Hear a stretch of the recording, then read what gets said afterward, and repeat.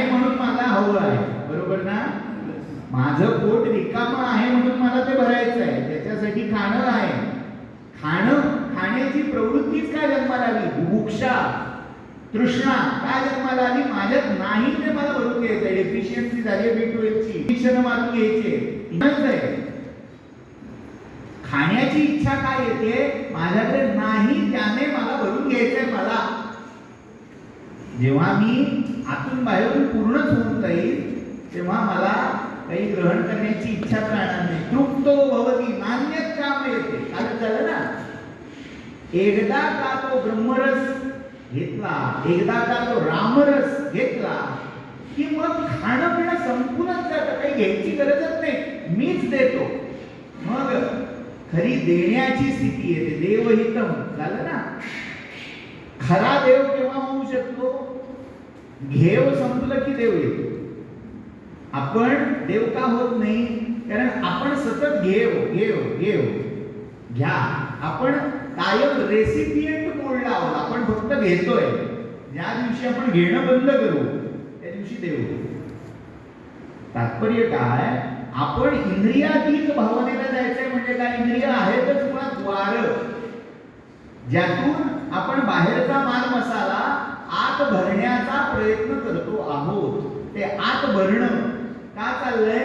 आत नाहीये ना, ते गोदाम रिकाम आहे अशी भावना आहे म्हणून ते रिकाम भरलं पाहिजे.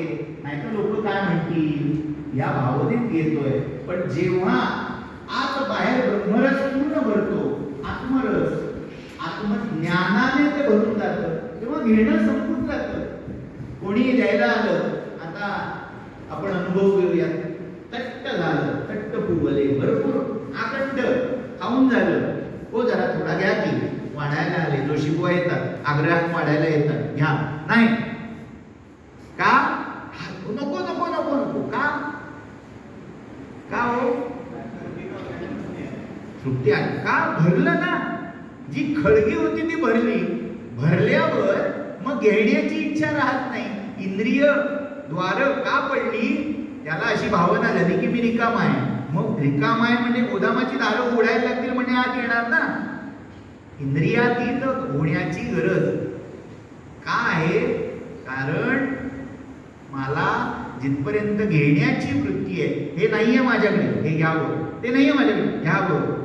जे जे वाटलं तिथे तिथे द्वार योजलेलं आहे.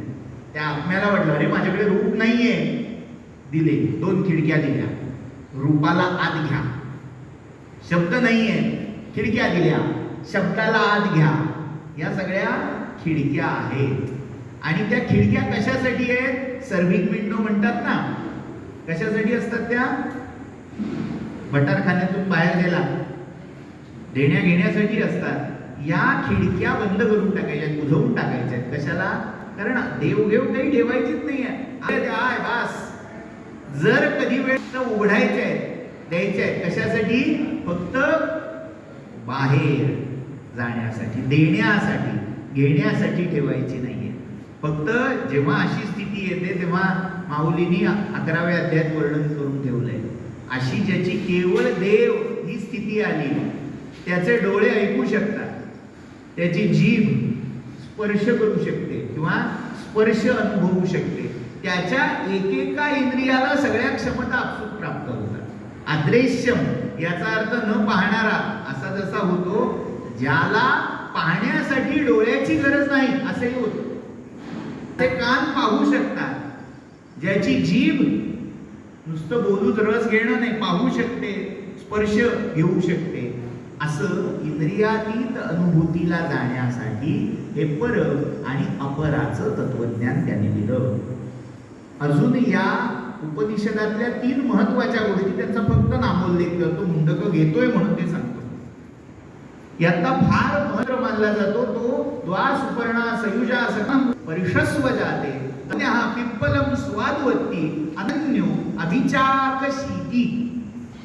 म्हणजे काय? पुन्हा घेणं देणं आलं. 2 पक्षी बसले होते एका अश्वत्थ वृक्षावर.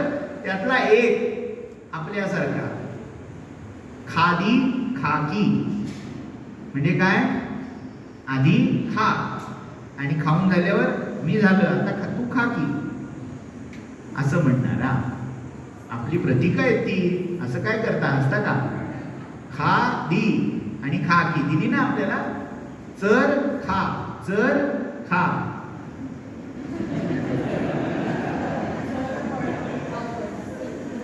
अहो इतिहास आहे आपला उज्ज्वल. असं काय करताय? एक काय करतो त्यानं सतत घेत राहतो फळ स्वादवत्ती. काय पिप्पल नावच आहे अश्वत्थ, जे आज आहे उद्या नाही. ते सतत खातो आणि दुसरा अनश्नन न खाता फक्त पाहत राहतो. साक्षी काल झाला ना विषय. म्हणजे आपल्या आत विश्वरूप अश्वत्थावर किंवा देहरूप अश्वत्थावर जीवात्मा आणि ज्याला प्रत्यगात्मा म्हटलेलं आहे असे दोन बसलेले. तो परमात्मा नाही हा. परमात्मा हा त्याच्या पलीकडचा आहे. तो या झाडाला पण धारण करणारा परमात्मा आहे. एक आहे जीवात्मा आणि दुसरा आहे प्रत्यगात्मा. असे दोघं आत बसलेले आहेत. प्रत्यगात्मा फक्त साक्षी आहे आणि जीवात्मा सतत हे माझं ते माझं च मे सुरू आहे. तर हा जीवात्मा प्रत्यगात्मा भेद इथे या उपनिषदात सांगितलंय. दुसरी महत्वाची गोष्ट आपल्या देशाचं जे ब्रीद वाक्य आहे काय आहे? सत्यमेव जयते. ते या उपनिषदातून घेतलेलं आहे. आणि अजून एक फार महत्वाची गोष्ट म्हणजे अग्नीच्या सप्तजिह्वा. आपल्याला फक्त अग्नी माहितीये, ज्वाळा माहितीये, पण त्या ज्वाळामध्ये 7 प्रकार आहेत. काली करालीच मनोजवाच. काली कराली मनोजवा, धूम्रवर्णा, सुलोहिता, विश्वरुची, स्फुलिंगिनी या 7 अग्नीच्या जिव्हा आहेत. आणि त्या अग्नीच्या जिव्हामध्ये आहुती टाकणारा कुठेतरी त्या ब्रह्मविद्येला पात्र होऊ शकेल. यासाठी कर्मकांडही तितकंच सांगितलं. पण कर्मकांडाचं महत्व सांगताना अग्नीच्या त्या 7 जीवा तृप्त करा सांगताना एक गोष्ट सांगायला ते विसरले नाहीत. प्लवा येते अदुळा यज्ञ रूपा. हे सगळे अर्धवट बांधलेली होडकी आहे. त्यांना किती धरायचं हा विचार करा. सगळ्या आध्यात्मिक अनुभूतीचं सार हे कर्मापेक्षा जाणीवेमध्ये आहे. याचा अर्थ कर्म सोडायलाच हवं असं नाही, पण जाणीव ज्याच्यामुळे शुद्ध जागी होईल ते सगळं करायला हवं. मग ती साधना असेल, उपासना असेल किंवा आपलं नित्यकर्म असेल. त्याच नित्यकर्माचा भाग म्हणून आता आपल्याला प्रातराश घ्यायचा आहे. ठीक आहे. 3 मुंडक आहेत. जेमतेम आपलं सार झालं. काय काय आहे